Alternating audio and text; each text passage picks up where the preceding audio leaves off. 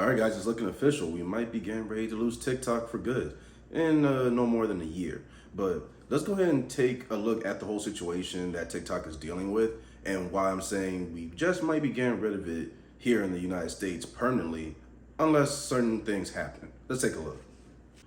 So today's May 6th. So as of as I'm recording this, it's pretty much been signed into law by Joe Biden that the TikTok bill will be pushed into becoming an actual law. So what does this do and what's the TikTok bill situation about in the first place? So the United States government wants to ban TikTok from being used inside the borders of the United States for a multitude of reasons. But the main reason is that they believe that China is using it to spy on us, the citizens, as well as to influence us through the app and the content that they push. It's a pretty common rhetoric that the information and the content that's pushed to us Americans, if not Westerners at large, is drastically different from the content that's being pushed back in the East, where TikTok and its owner company, ByteDance, are founded and operating mainly out of. So keep in mind that TikTok is a company or a subsidiary company of a bigger company called ByteDance. And ByteDance is based in China. It's based in Beijing, I believe. And it's a requirement in Chinese law that any companies that are based in China and operate there have to give insight into the information and data to the Chinese government. Otherwise, they violate the law. Other allegations facing TikTok and why the United States government is trying to ban it are pretty typical, where they may include misinformation, influence over the United States citizens by spying on us and influencing us, or rather concerns of mental health, primarily when it comes to children or prepubescent children, and also apparently playing a pivotal role in the Israel-Hamas war that's still going on right now.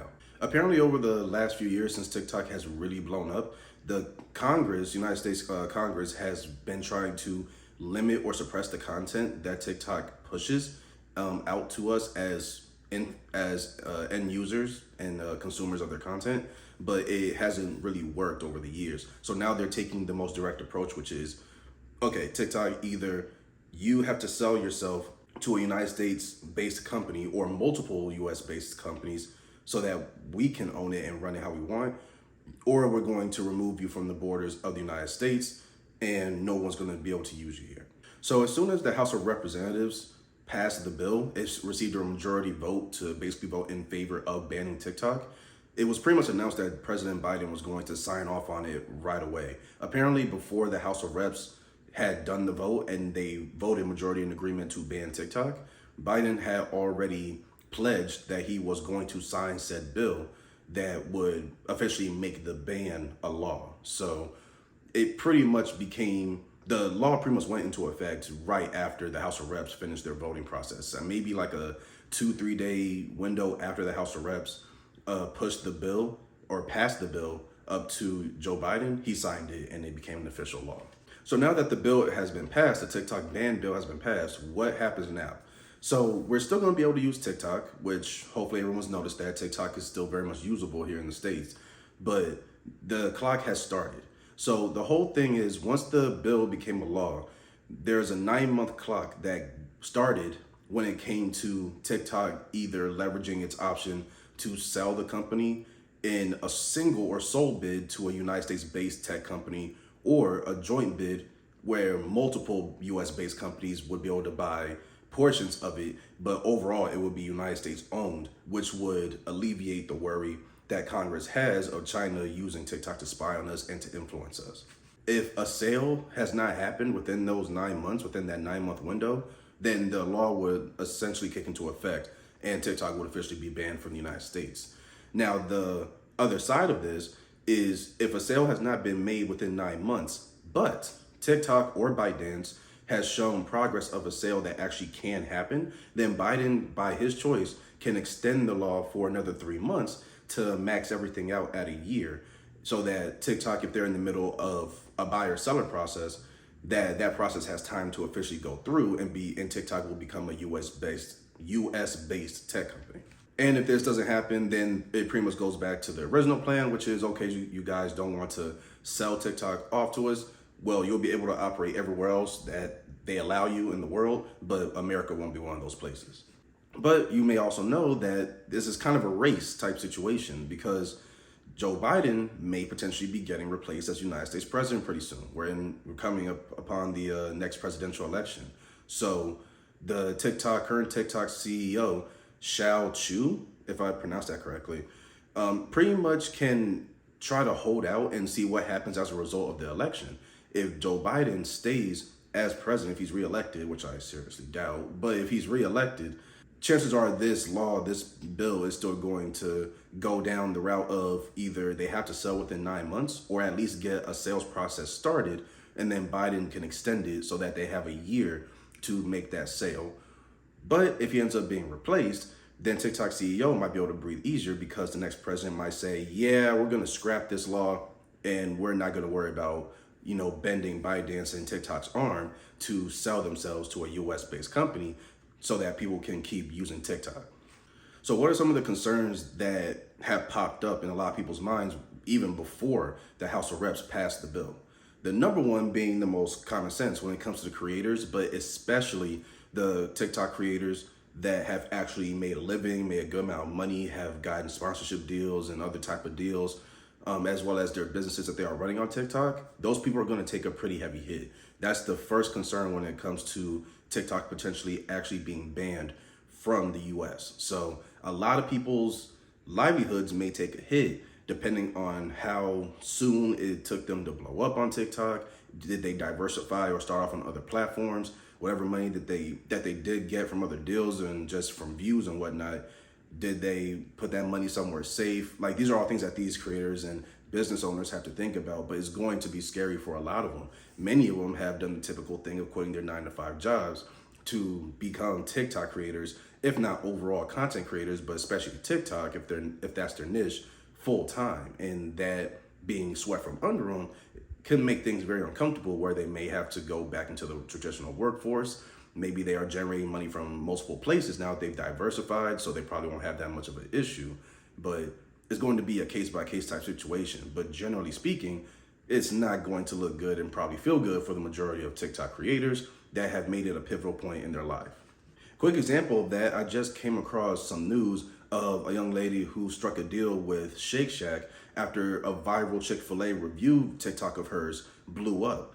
And that led to the deal that she currently has with Shake Shack. So say if no more than a year from now, TikTok is officially out of the US, what would happen to her deal if she still has it, that partnership, and other people like her?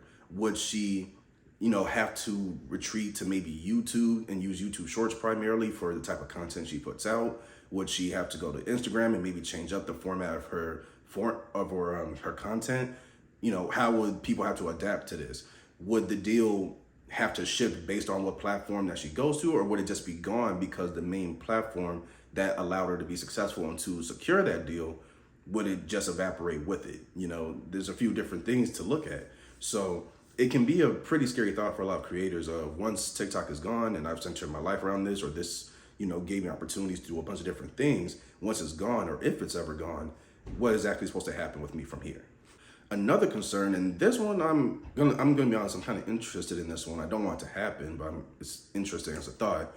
Another concern is it basically gives other countries, other foreign nations, the right to kind of go tit for tat with the US government. And when I say that, I mean the way that we essentially gave them an ultimatum, or our government rather, gave ByteDance/TikTok an ultimatum of selling themselves because we basically don't trust your operation here in our borders. Other countries can go to US-based companies that have operations based in Europe and Asia, in different countries, the UK, Netherlands, and where the case is, maybe parts of Africa or something. These other countries may be able to go to where these US operations are based at in their borders and basically give them the same ultimatum, which could lead to different companies that are US based and owned and operated probably being ousted or kicked out of those foreign nations, because now they can use the same excuse of, are you here trying to spy on us? Are you trying to take information or influence our population, our national population, right? They can make the same type of accusations because America's already viewed as the worldwide, like, trash man, bully, just policeman of the entire planet. And a lot of people don't like that.